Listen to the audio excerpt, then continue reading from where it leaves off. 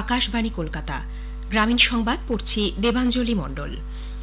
উপযুক্ত তথ্য পরিষেবা এবং সুবিধে দিয়ে দেশের কৃষকদের ক্ষমতায়নের লক্ষ্যে কেন্দ্রীয় কৃষিমন্ত্রী অর্জুন মুন্ডা নতুন দিল্লিতে সুসংহত কৃষি নির্দেশ এবং নিয়ন্ত্রণ কেন্দ্রের সূচনা করেছেন।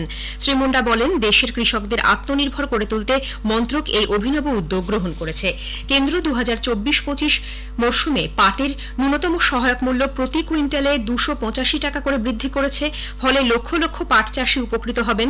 প্রধানমন্ত্রী নরেন্দ্র মোদী বরাবরই কৃষকদের স্বার্থ রক্ষায় বিভিন্ন উদ্যোগ নিয়েছে বলে অর্জুন মুন্ডা উল্লেখ করেছেন।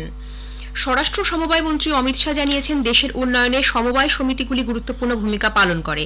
প্রধানমন্ত্রী এই সমবায় শক্তি আরও বাড়িয়ে তুলতে দায়বদ্ধ। শ্রী শাহ গতকাল নতুন দিল্লিতে জাতীয় সমবায় তথ্য ভাণ্ডারের সূচনা করেছেন। এই তথ্য ভাণ্ডারে 8 লক্ষ সমবায় সমিতির তথ্য রয়েছে, যা এই ক্ষেত্রে সিদ্ধান্ত গ্রহণের কাজে লাগবে।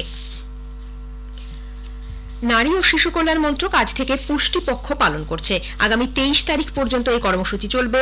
পোষণ ভি পড়াই ভি এই ভাবনাকে সামনে রেখে এই সময়কালে মহিলা এবং শিশুদের মধ্যে পুষ্টি এবং গর্ভবতী মহিলাদের সুস্বাস্থ্য সুনিশ্চিত করতে একাধিক কর্মসূচির আয়োজন করা হয়েছে। এক বিবৃতিতে মন্ত্রক জানায়, মিশন লাইফের মাধ্যমে শারীরিক বিকাশ এবং অঙ্গনওয়াড়ি কেন্দ্রগুলিতে পোষণ বটিকা ও মিলেটের ব্যবহার বাড়াতে বিভিন্ন উদ্যোগ নেওয়া হচ্ছে। ডায়রিয়ার মোকাবিলা, রক্তাল্পতার পরীক্ষা, অনুসন্ধান এবং আলোচনা অনুষ্ঠানের আয়োজন করা হয়েছে।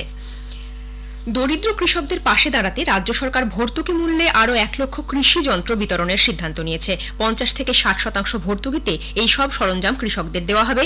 আগামী 1 এপ্রিল থেকে এই প্রকল্প চালু হচ্ছে। আগ্রহী কৃষকেরা রাজ্য সরকারের মাটির কথা পোর্টালের মাধ্যমে আবেদন জানাতে পারবেন।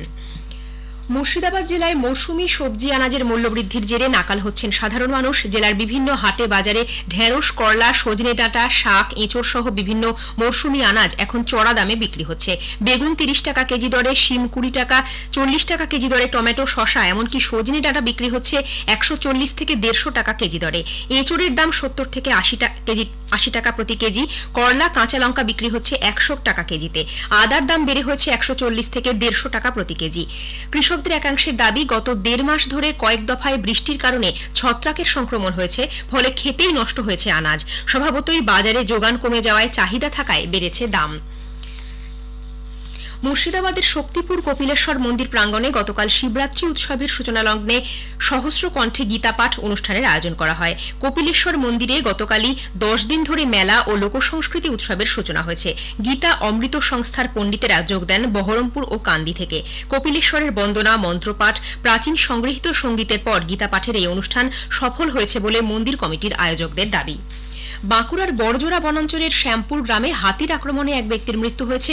59 বছর বয়সী কালীপদ বাউরি আজ সকালে প্রাতঃকৃত্য সারতে বাড়ি থেকে জঙ্গল লাগোয়া পুকুরের দিকে যেতেই হঠাৎই এক দলছুট দাঁতালের সামনে পড়ে যান। কিছু বুঝে ওঠার আগেই ওই হাতিটি পা দিয়ে তার মাথা থেতলে দেয়। বড়জোড়া থানার পুলিশ ও বন দপ্তরের আধিকারিকেরা ঘটনাস্থলে পৌঁছে মৃতদেহ উদ্ধার করে ময়নাতদন্তের জন্য পাঠিয়েছে। গ্রামীণ সংবাদ শেষ হলো।